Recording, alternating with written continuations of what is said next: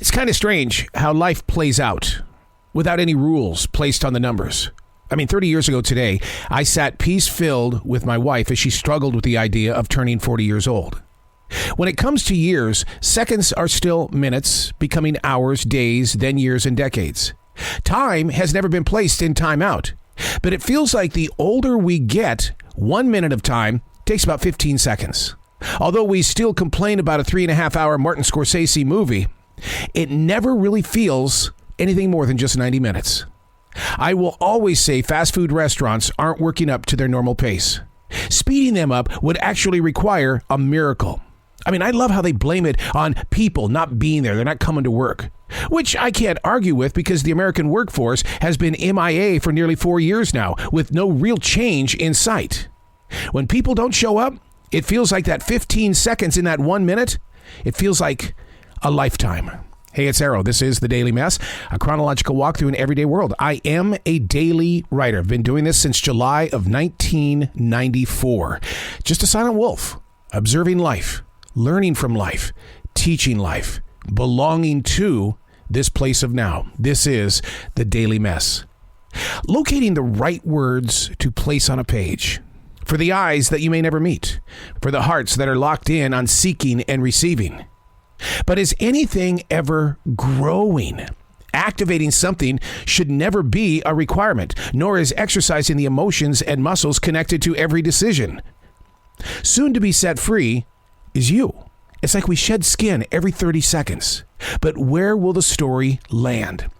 Because I study so many books of inspiration and motivation, I do think of the authors and those who taught them. When seeds are planted in the nearby forest floor, does the maker of those seeds still have a connection to the flowers and future fruit? Locating the right words to place on a page. What if they're never read again? The reality of being a daily writer, right? We head into every day answering the call without ever stopping the physical fall. Thoughts on a page, on the run, the voice of the writing instrument. It's so easy to grab your social media connections and put words up on Twitter, Facebook, Instagram. It's even easier to place a video up on TikTok. But do we ever think about the flowers and the fruits that are going to grow beyond the self making the seeds?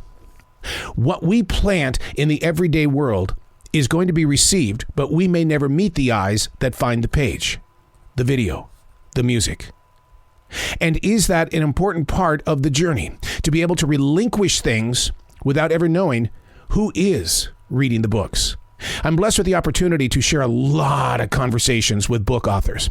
And the reason why isn't just because I'm an author myself.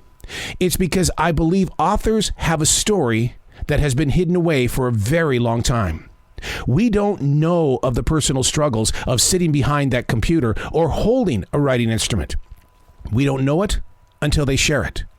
They're planting the pictures inside your imagination for you to escape the world at which you live. But do you ever reach back and talk to the maker of the seeds? To listen to them, to find out their plans and purpose. I'm going to be with David Baldacci here in the next few minutes. David is huge. And what's great about David is that he gives things back. He's got 2 organizations, foundations, that are all about getting books into the hands of receivers to make sure the words on the page are seen and experienced.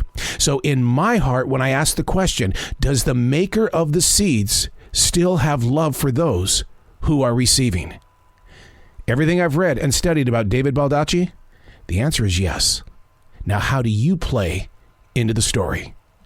I'm Arrow, and that's The Daily Mess.